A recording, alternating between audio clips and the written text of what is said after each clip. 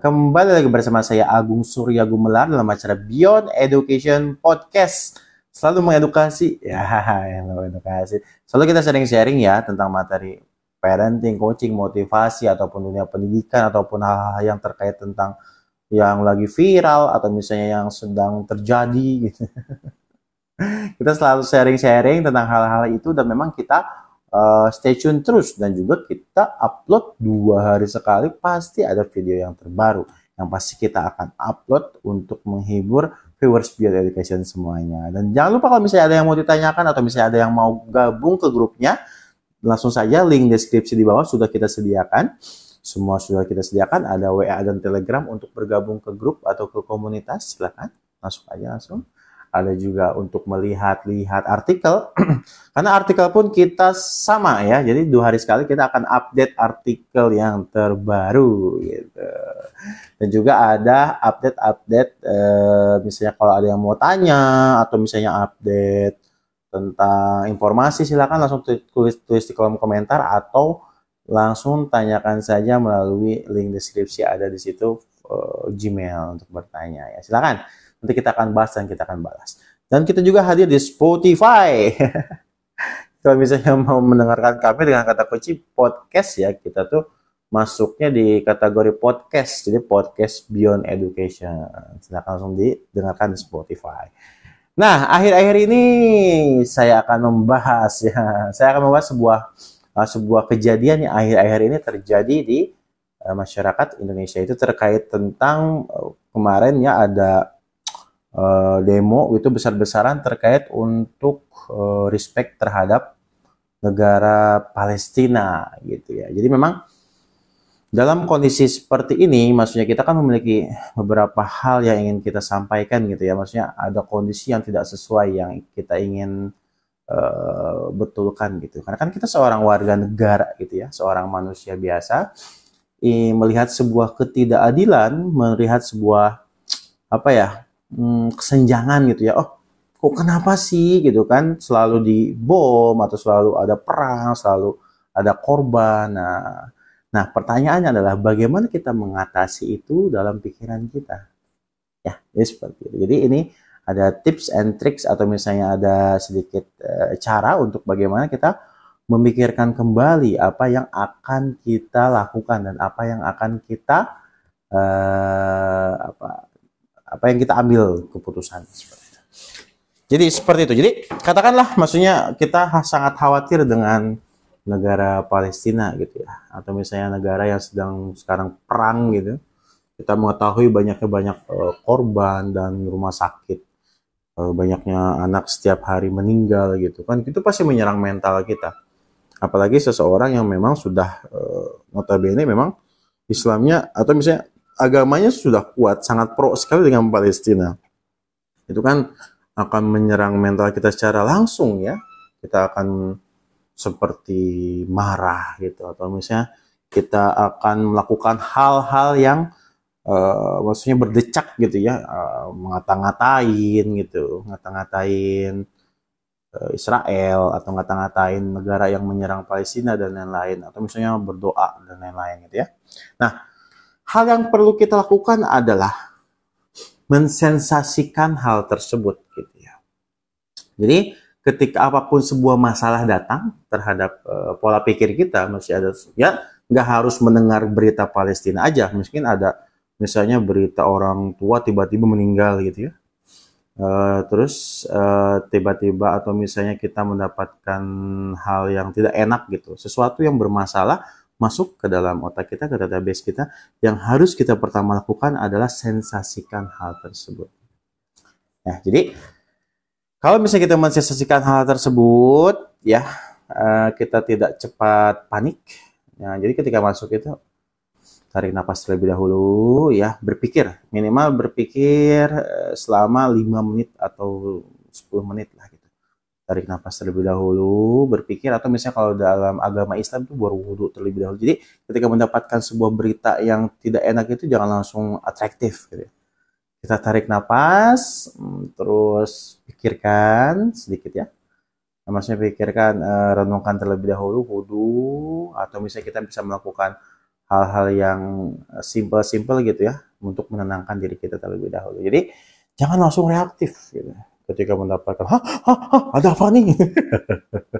Banyak yang seperti itu ya. Memang mungkin beritanya urgent gitu ya, tapi kita tidak harus dengan merasa kecemasan atau misalnya merasa dengan emosi yang sangat berlebih untuk menanggapi berita tersebut gitu. Jadi kita pikirkan, oke, tarik nafas, nah tenangkan diri terlebih dahulu. Nah, setelah itu adalah kita rasionalisasikan. Ya, karena sesuatu itu harus memerlukan rasionalisasi gitu. Ya, rasionalisasi ya. Jadi kita merasionalisasikan, kita pikirkan apa yang harus saya lakukan dengan ilmu kita ya.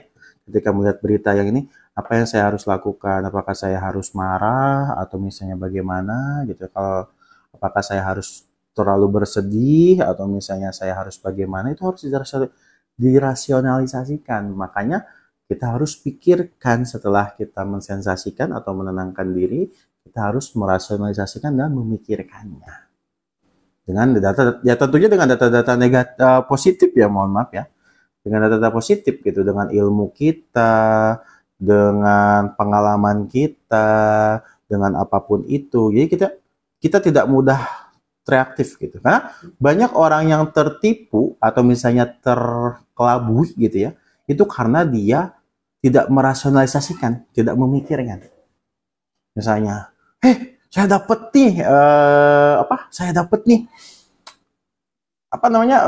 lotre, atau misalnya saya dapat SMS nih dari Bank Mandiri gitu ya, dapat uang gitu kan, pikirannya akan ketutup gitu, rasionalisasi nggak dapat, kok bisa dapat gitu ya, nggak akan terpikir bisa seperti itu, karena di awal si emosinya itu sangat meletup gitu, tidak disensasikan terlebih dahulu, tidak ditangani. Jadi kalau misalnya kita mau di awal memikirkan saja, atau misalnya di awal kita tahan dulu emosi kita, meskipun kita emosinya senang ya, tahan dulu, tarik nafas, terus pikirkan, kira-kira kenapa ya saya dapat gitu ya, kenapa ya saya bisa mendapatkan hadiah ini, apakah memang betul ini dapat hadiah atau bisa seperti apa. Nah, itu akan mencegah 100% kita kena tipu kayak gitu. Jadi gunakanlah hal tersebut gitu, mensensasikan, rasionalisasikan, dan pikirkan.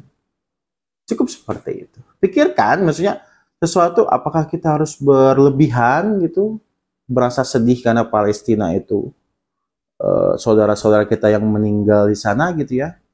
Apakah kita harus berlebihan? Kan tidak. Karena apa? Karena ilmu kita mengetahui bahwa sesuatu yang berlebihan itu tidak baik. Jadi kita marah-marah berlebihan, ya mencak-mencak Israel berlebihan juga nggak bisa gitu ya. Terus dari pengalaman kita ketika kita marah-marah sama Israel misalnya, atau misalnya kita di sosmed gitu ya, menginginkan apa pengalaman kita, apakah itu berdampak? Kan tidak.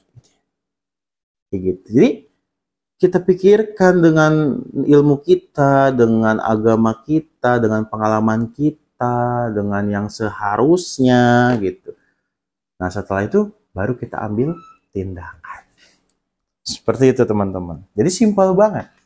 Ini adalah tips and tricks atau misalnya cara agar menjadi orang yang tidak salah langkah, atau misalnya tidak panik atau tidak mudah tertipu gitu. Tidak mudah tertipu. Jadi ya apapun kabar di luar sana gitu ya yang membuat kita bisa panik atau tertipu, itu hati-hati, itu akan menyerang secara tidak langsung psikologis kita dan menutup rasional kita, sehingga orang itu akan membuat keputusan yang salah gitu. Jadi kayak gitu. Jadi kalau misalnya teman-teman mendapatkan berita yang mengejutkan, atau misalnya ditelepon ya sama si orang penipu gitu, Mas, tolong Mas, ini ibu Mas sedang kecelakaan. Nah gitu ya, sampai situ dulu. Emosi datang kan, kabar datang kan, kabar negatif datang menyerang pikiran kita. Wah, ibu gua lagi lagi kecelakaan. Nah, kita tarik nafas dulu, tarik nafas, teruskan, tenangkan diri, diam, rasionalkan langsung. Kalau misalnya udah tenang, udah santai, rasionalkan langsung dengan ilmu.